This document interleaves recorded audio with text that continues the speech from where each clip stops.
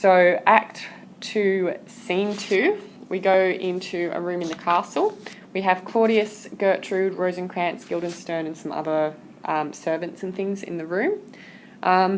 King Claudius starts off by saying, "Welcome, dear Rosencrantz and Guildenstern."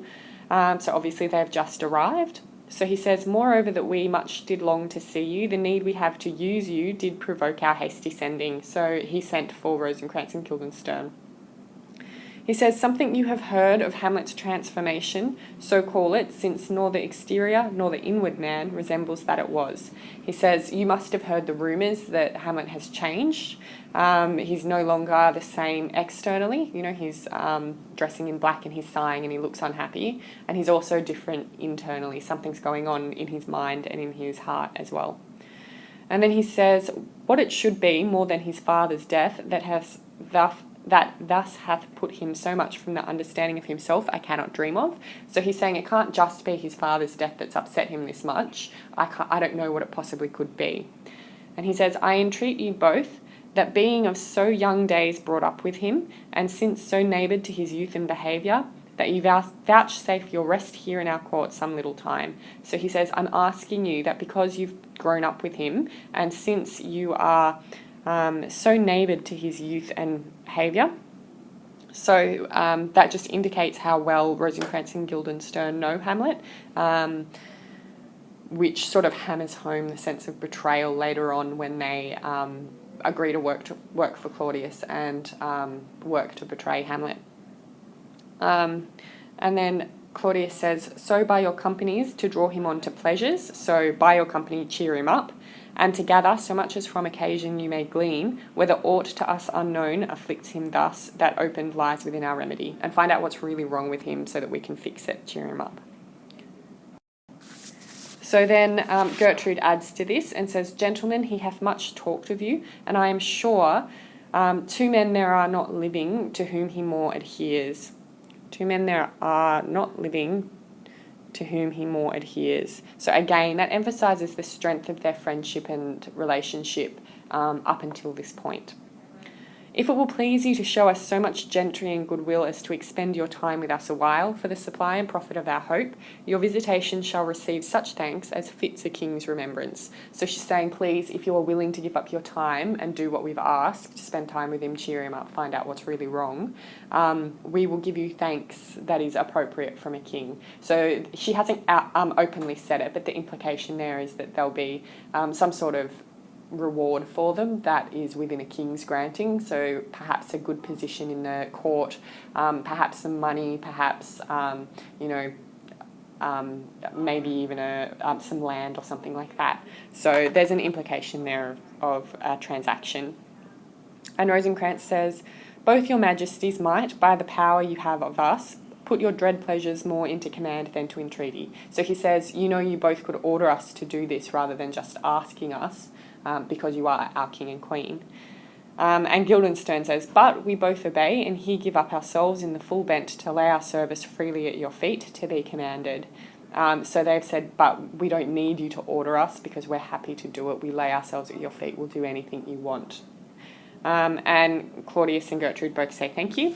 And Gertrude says, "I beseech you instantly to visit my too much changed son. Go and bring these gentlemen where Hamlet is." So they go off.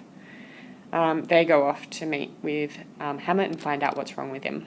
Then Polonius comes in and says the ambassadors from Norway have returned. So that's Voltimand and Cornelius, who went off in Act 1, Scene 2 to talk to the real king of Norway and tell him about Fortinbras raising an army. And he's come in with good news about that.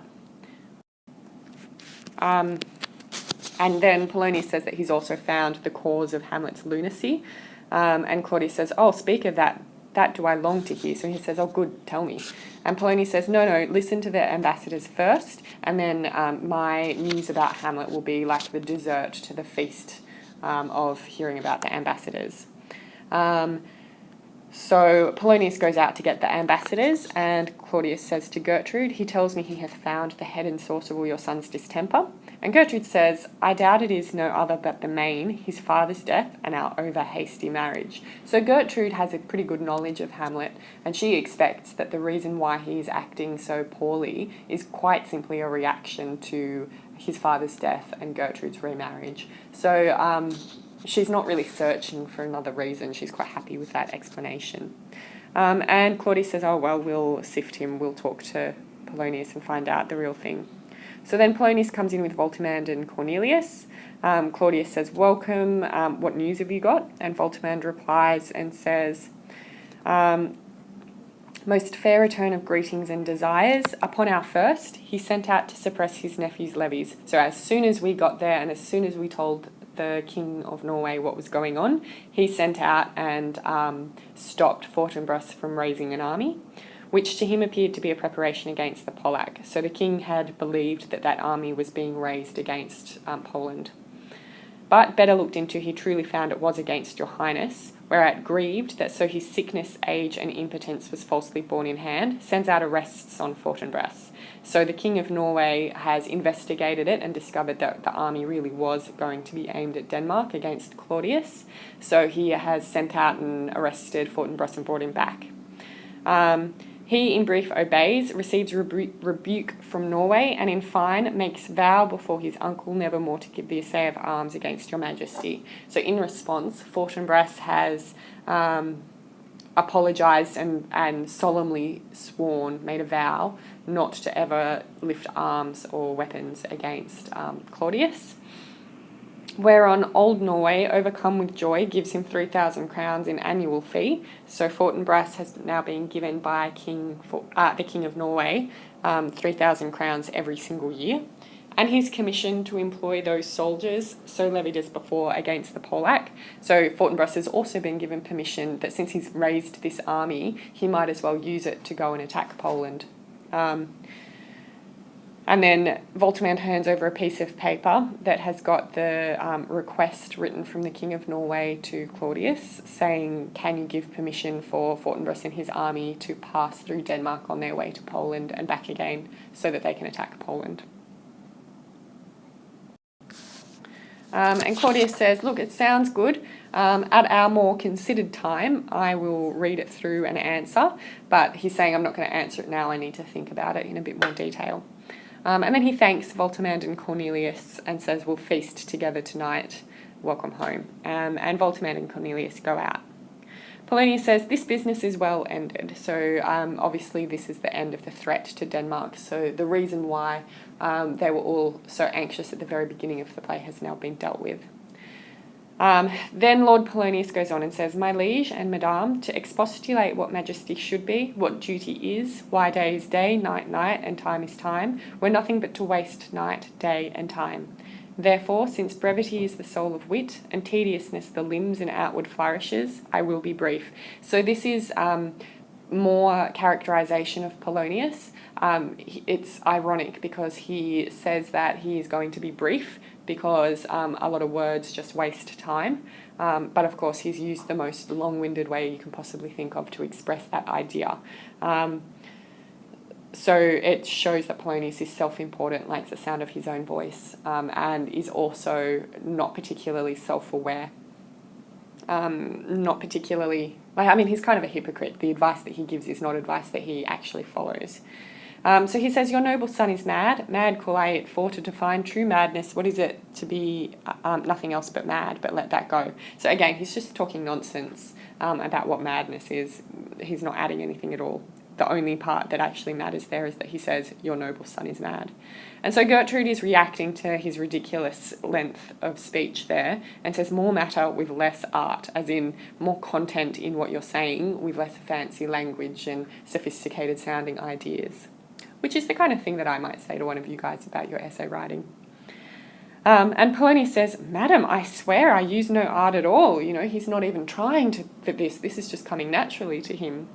And then he says that he is mad. It's true. It's true that it's a pity that he's mad, and it's a pity that it is true. He's a foolish figure. But farewell it, for I will use no art. He says, I'm not going to get caught up in the language of it.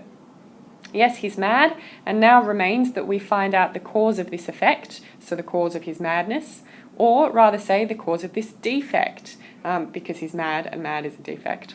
For this effect, defective comes by cause, thus it remains, and the remainder thus. So again, it sounds fairly intellectual, but he's just repeating himself in a quite boring way. Then he says, perpend. I have a daughter, have while she is mine, who in her duty and obedience mark has given me this. Now gather and surmise. So he's got a pile of letters that he has been given by Ophelia, and he reads them out loud. So this is a quote from the letter.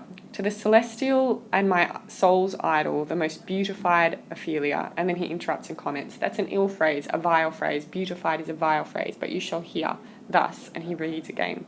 In her excellent white bosom, these, etc. And Gertrude interrupts and says, are these love letters from Hamlet? And Polonius says, stay a while, I will be faithful. As in, I'm not going to answer your questions. I need to finish reading these letters out loud. And he says, doubt thou the stars are fire, doubt that the sun doth move, doubt truth to be a liar, but never doubt I love.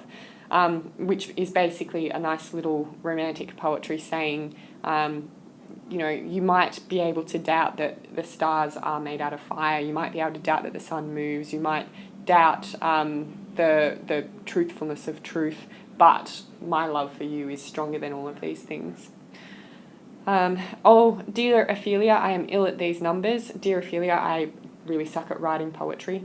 I have not art to reckon my groans. I don't have the ability to express how I feel for you. But that I love thee best, O most best, believe it, adieu. So you'll notice here that he says, I have not art to reckon my groans. So it ties in very much with what he said in Act 1, Scene 2, when he said to Gertrude, seems? I know not seems. It is. It's that idea that he has that within him, that emotion within him, that he's not actually able to express adequately externally. So it comes back to this idea that Hamlet all along has been really struggling with the idea of taking his inner world, his inner emotions, his inner experiences, and bringing them out in an adequate way to share them with the world in a way that's honest and not hypocritical.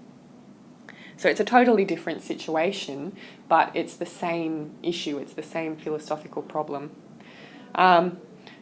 So Polonius finishes reading from the letter and says, this in obedience hath my daughter shown me, and more above hath his solicitings as they fell out by time, by means and place, all given to mine ear. So he's admitting that Ophelia has told him everything about her relationship with Hamlet. And Claudius says, how has she received his love? How has she reacted to him giving these love letters and hanging out with her a lot? And Polonius says, what do you think of me? And Claudius says, I think you're faithful and honourable. And Polonius says, I hope you will think so. And then he basically just says, what kind of father would I be if I had let her sort of hang around with him and let this happen? And he says, I told her that Hamlet is a prince out of your star, out of your reach, this must not be. So he admits that he told her to stop spending time with Hamlet because he thought that Hamlet was sort of too highly ranked for Ophelia to really be bothering with romantically. And then that he ordered her to ignore Hamlet. And then he says that as a result, Hamlet fell into a sadness, then into a fast, thence to a watch, thence into a weakness, thence to a lightness, and by this declension into the madness wherein now he reigned. So he's saying that it's love for Ophelia that's sent him mad. And Claudius says to Gertrude, do you think that's it? And Gertrude says, yeah, maybe. And Polonius says, has there been such a time that I have positively said 'tis so when it proved otherwise? So he's saying, have I ever told you something that turned out to be untrue? And Claudius says, no, not that I know of. And then we get these lovely stage directions where Polonius points to his head and his shoulder and says, take this from this if it be otherwise. So he's saying, cut my head off if it turns out that this isn't true. Now, this is an extraordinary piece of dramatic irony because, of course, it turns out not to be true, and we as the audience already know that this is not true. We know that Hamlet is not mad from love. Hamlet is mad as a pretense in order to enact his revenge more efficiently. So, as an audience, we recognise that this means that Polonius is just signed his own death warrant. He said, you should kill me if I'm wrong. And so Polonius ends up dying because he's wrong. And it's a very clear death because he's wrong, because the reason why he's hiding behind the curtain when he gets stabbed is because he's trying to prove that Hamlet is mad for love for Ophelia. And he says, if circumstances lead me, I will find where truth is hid, that were hid indeed within the centre. So he says he's definitely going to find out the truth. And Claudius says, well, how can we prove that it's the truth? How can we try it further? And Polonius says, well, he walks here sometimes 4 hours at a time. And Gertrude says, yes. And Polonius says, well, when he's here walking around, I'll loose my daughter to him. I'll send Ophelia to him. You and I will hide behind an arras, behind a curtain, and pay attention to the encounter. And if he love her not, and if her love for him is not the reason for his madness, and then he says, you can demote me into being a farmer. And Claudius kind of ignores the melodramatic promise at the end there and just says, yeah, we'll try it. I'm happy to try it. And Gertrude says, hey, look, there he is. He's coming reading. And Polonius says, oh, just go away. I'll talk to him. So Claudius and Gertrude leave, and Hamlet comes in reading. Polonius says, how are you, Hamlet? And